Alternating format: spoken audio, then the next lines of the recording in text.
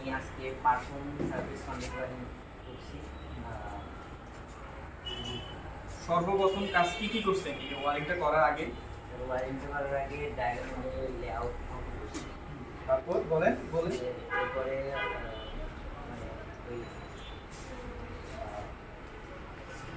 Drawing অনুসারে সব কিছু তারপর ওই ফিটিং করার পরে এরপরে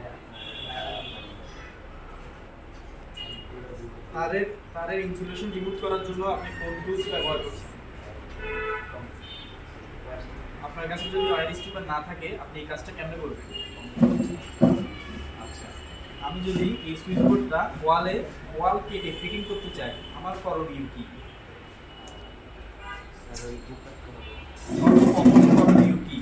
প্রথম থেকে সর্বপ্রথম ওই ডায়াগ্রাম অনুযায়ী আমাকে লেআউট অনুযায়ী আমাকে মার্কিং করতে হবে, ড্রয়িং করতে হবে, মার্কিং করতে হবে, দুটো একই জিনিস। এরপরে হচ্ছে আমাকে ইনস্টল করতে পারবো। গ্যান্ডিং মেশিন চালু করার পূর্বে করণীয় কি?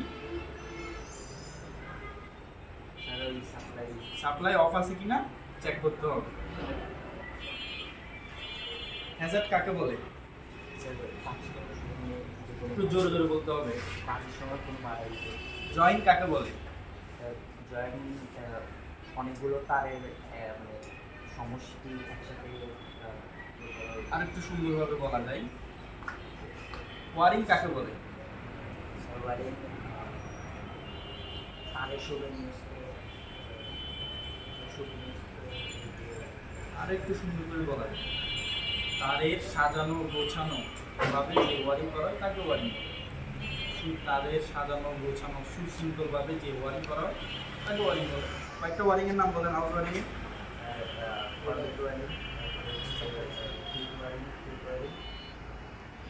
Casing wiring, batten wiring, channel wiring. শিল্প কারখানায় কোন ধরনের ওয়ারিং করা হয়?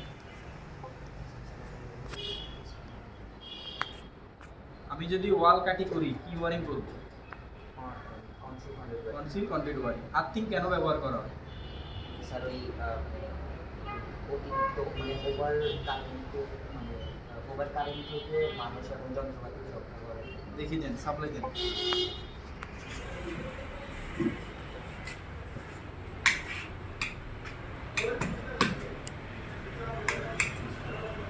কি কাজ করছেন আজকে?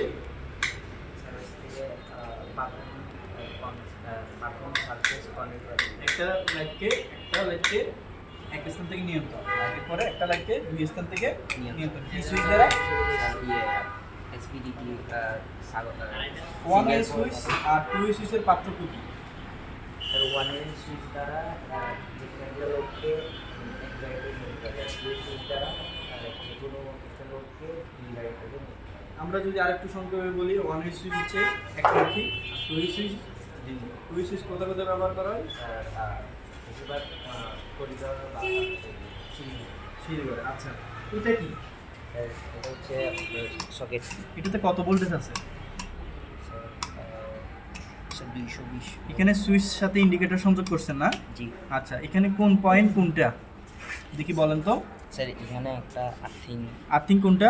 স্যার এটা আর্থিং। এরপর এটা? স্যার এটা হচ্ছে ফেস আর নিউট্রাল। এটা যে ফেস কেমনে বুঝছি আমি টেস্ট করা ছাড়া?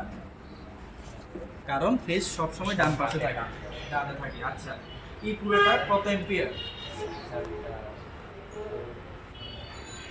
13 অ্যাম্পিয়ার। বাজারে এর উপরেও পাওয়া যায়। পুরোটার নাম কি? সঠিক নাম কি? কম্পাউন্ড পাওয়ার সকেট। এটা 3 pin 2 pin, total 8 pin compound পাওয়ার সকেট। সার্কিট ব্রেকার আমাদেরকে কয় ধরনের প্রোটেকশন দিতে পারবে? দিতে পারবে? দুই ধরনের, একটা হচ্ছে শর্ট সার্কিট, একটা হচ্ছে ওভার কারেন্ট। ঠিক আছে, এটা কি ফিউজ? Wearable fuse. একটা ওয়ারিং শেষে কি টেস্ট করতে হয়? কি টেস্ট করতে হয়? কন্টিনিউটি টেস্ট করার উদ্দেশ্য কি?